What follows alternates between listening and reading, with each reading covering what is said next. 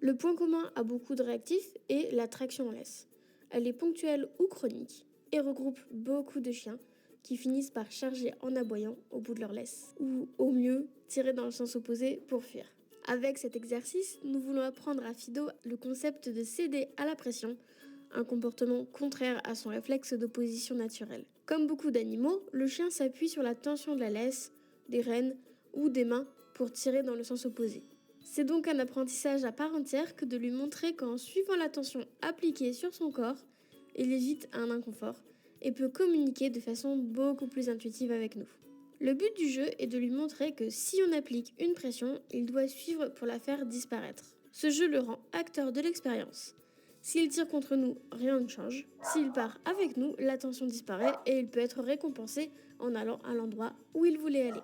La cessation Marnie, à la pression tais-toi. n'a pas pour but de lui apprendre une marche en laisse, mais contribue à enrichir la boîte à outils de vos connaissances à tous les deux. La majorité des chiens réactifs passent beaucoup de temps la laisse tendue, soit à fixer un déclencheur, soit à charger activement. En lui apprenant à détendre lui-même la laisse, on construit encore et toujours des automatismes qui s'implémenteront d'abord au quotidien, puis en situation critique.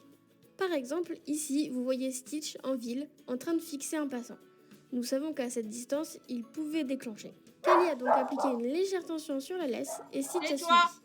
Non seulement la laisse ne devient plus un déclencheur potentiel, mais elle se transforme en aide qui guide le chien vers un comportement de fuite loin du déclencheur ou de refocalisation sur nous. Enfin, quand le chien déclenche, cette compétence permet de mettre fin plus rapidement à la crise pour partir plus loin. On voit très bien la différence avant cet apprentissage avec un chien qui tire activement sur sa laisse et après, quand la laisse tendue le fait immédiatement se retourner vers Kali et stopper instantanément sa charge, ses aboiements et donc ses émotions négatives. Pour instaurer la cessation de pression, on commence dans un endroit calme, chien en laisse. On applique une légère tension vers l'avant sur la laisse, qui peut être fixée au collier ou au harnais, et on montre des friandises dans sa main. Le chien va donc céder à la tension pour avoir les friandises. On récompense et on recommence. Tais-toi. Si le chien résiste, c'est tout à fait naturel. Attendez en maintenant la tension et en l'appelant légèrement. Ne faites pas de petits coups, ne bougez pas la laisse, maintenez juste une tension égale. Dès que le chien fait un pas, cédez de votre côté en détendant la laisse. Recommencez plusieurs fois, puis passez à une tension sur la gauche, la droite, en aidant d'abord avec la nourriture, puis en la sortant uniquement pour récompenser l'action.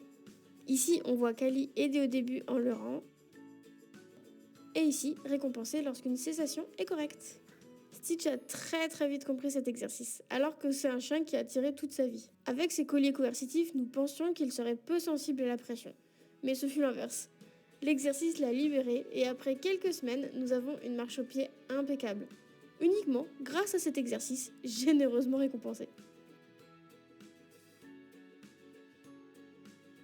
C'est par contre un exercice que son maître a eu beaucoup de mal à appliquer. Prenez donc le temps de maîtriser vous aussi cette compétence motrice. Pratiquez le fait de maintenir une pression légère mais stable, puis la relâcher immédiatement. Soit en attachant la laisse à un pied de table, soit en faisant ce jeu avec un ami qui devra deviner les yeux fermés quand vous appliquez une pression et quand vous cédez.